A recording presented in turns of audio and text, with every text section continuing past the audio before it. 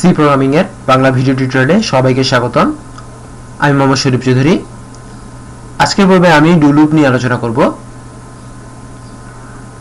Do লুপও একটি মাত্র condition নিয়ে কাজ করে। যদি কন্ডিশনটা সত্য হয় তাহলে পার্টিকুলার কাজটা করবে, আর যদি কন্ডিশনটা মিথ্যা হয় তাহলে আর কাজ করবে না। তবে অন্যান্য লুপ থেকে ডু লুপের মূল যে পার্থক্য তা হলো ডু লুপ মিনিমাম যে কাজটা লুপের ভিতর থাকবে সেটা একবার হলেও করবে। অর্থাৎ মিনিমাম একটা কাজ একবার কাজটা করার পর সে কন্ডিশন চেক করবে, যদি কন্ডিশন সত্য হয় তাহলে আবার ওই কাজটা করবে। এটা হচ্ছে ডু লুপ। সো আমরা প্রথমে বেসিক স্ট্রাকচারে চলে যাব। Integer i equal to 1, do printf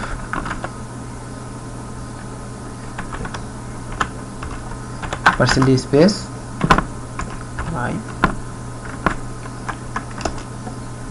I plus plus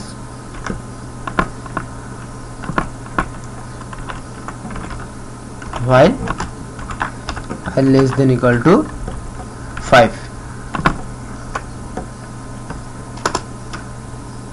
প্রথমে কয়েকটা বিষয় লক্ষ্য করি। এখানে ডু এর পর কলন নেই এবং এই while এর পরে সেমিকোলন রয়েছে। সেভাবে প্রোগ্রামটা আমি রান করব। 1 2 3 4 5।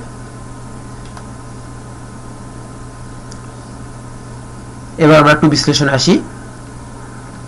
এখানে প্রথমে ইন্টিজার i নেওয়া হয়েছে, এরপর i এর মানটা ইনিশিয়ালাইজ করে দেওয়া হয়েছে ডু, তারপরে প্যারেনথেসিস বেসের ভিতর স্টেটমেন্ট দেওয়া হয়েছে এবং while এর মধ্যে কন্ডিশন দেওয়া হয়েছে।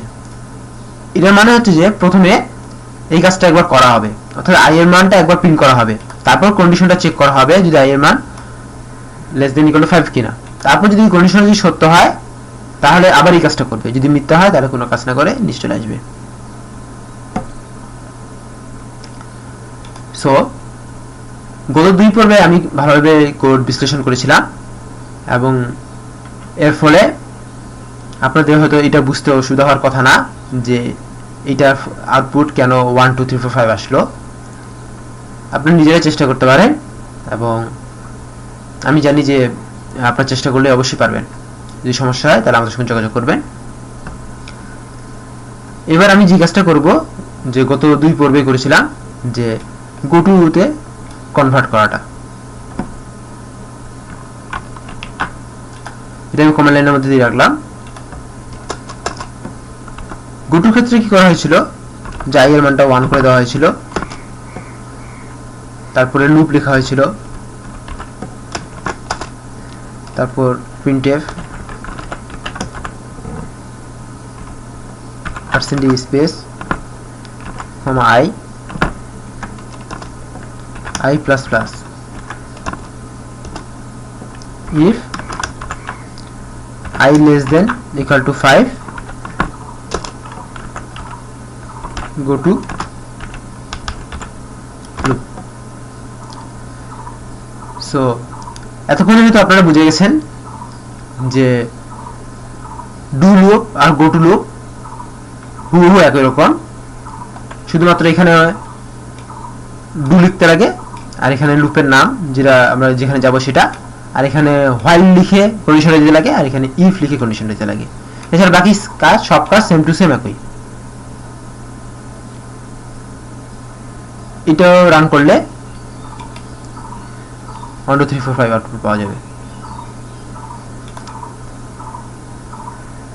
সো আশা করি ডুয়াল লুপ সম্পর্কে কারো কোনো সমস্যা থাকার কথা নয় এবং এটা আউটপুট কিভাবে 1 2 3 4 5 এসেছে সেটা এটার আউটপুটটা চেক করলেই দেখলেই বোঝা যাবে যে কিভাবে এসেছে। এরকম কাজ হুবহু একই রকম কাজ দুটোই। সো যদি আপনাদের সমস্যা হয় তাহলে প্রথমে একবার গো টু স্টেটমেন্ট এই টপিকসটা ভালো করে একবার দেখে আসলেই ব্যাপারটা ক্লিয়ার হয়ে যাবে। সো ধন্যবাদ সবাইকে আমার সাথে থাকার জন্য। দেখা হবে পরের টিউটোরিয়ালে লুপের একটা নতুন টপিকস নিয়ে। ধন্যবাদ সবাইকে।